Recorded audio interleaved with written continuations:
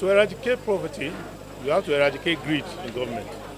Because the poverty in Nigeria is not for lack of resources. Countries that are poor, I don't want to embarrass them by mentioning them, they are all around, who are poor by nature, who are poor by necessity.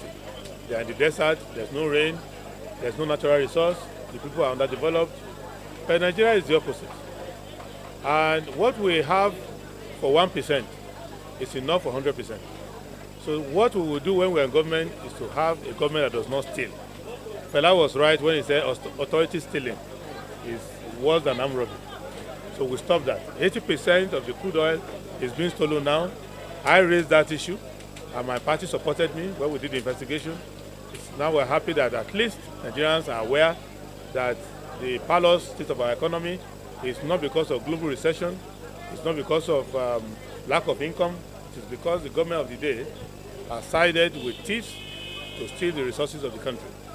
Secondly, we will invest in manpower. We will make sure that the people of Nigeria have a sound education, also will return to school. We will build more universities and make the university system better. We will build a federal college in every of these House of Representatives constituencies, so we have 360 of them, so that the young people are not being forced to compete on basis of state of origin. We will invest in agriculture, of which we have in abundance. We will invest in works so that people can get jobs, so that Accountant General of the Federation will not take 109 billion. And then roads that are supposed to have 50 billion, Fashola will be giving only 200 million. That is not happening in our government. We will also ensure that once the people of Nigeria embrace infrastructure development, they embrace ICT, they embrace a new green technology, we can be able to eradicate blackouts in Nigeria within 2 years, because with the use of solar panel and green technology, then we will now let Nigerian people know where their resources are. And we'll have a rich government, the poor politicians, not what we have today, where you have rich politicians and the poor government. The government of national unity must have majority of Nigerians, not a government of united politicians. A government of national unity means that the people of Nigeria, 90% of the populace that has not had a voice in government, will be brought into the government. But I'm not for a government of politicians from different political parties leaving the people behind. The government must go to the people because the power comes from the people. If you look at Chapter 2 of our Constitution, it creates for us a government of constitutional unity. If you follow Chapter 2 of our Constitution, it is impossible for you to form a government that will not be a government of unity. But you must lean on the side of the people of Nigeria. For so long, for too long, the people of Nigeria only escort a few to power. If you look at 1999 till today, less than 1% of 1% have benefited. Less than 1% of 1% has taken all the resources of the country. And we have left 99.99% of Nigerian space ungoverned, unpoliced, unprovisioned. So we must change the direction. The power must be on the side of the people. So those who are inside, in the State House, in the villa with the president, should not have priority over those who are in the farmlands, who are in the forest, who are on the highways, who are in the markets. That is what government national unity means. It's not people coming to share government money. Nigeria needs refurbishment, restructuring, redirection. Because almost everybody is complaining about something. I have not met any group of Nigerians who has no complaint. Every part has a complaint. The structure of the company is not working efficiently for anybody. So we need to change the people who are coming to government. But to do all of this, Nigerians need to change their mind. They need to change their mind and stop electing the same people.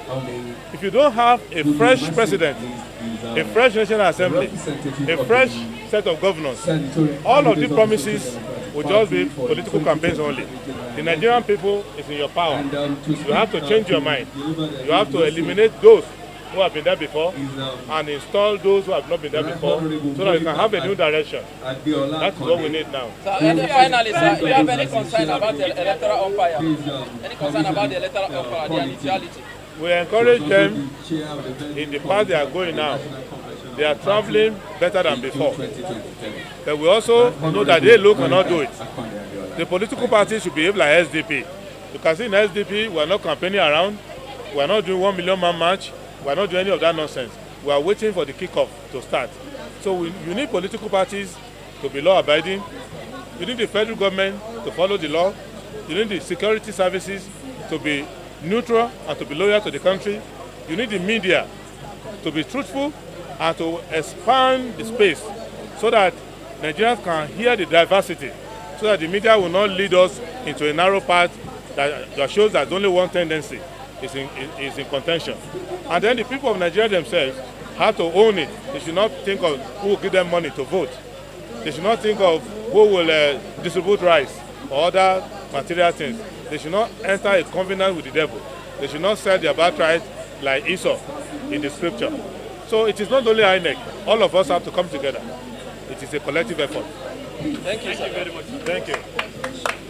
But as a Nigerian citizen and elder statesman, my prayer and wish is that the 2023 elections, first, that it will hold. Because we should not assume that it will hold, because the terrorists and the bandits are doing their very best to arrest our democratic development.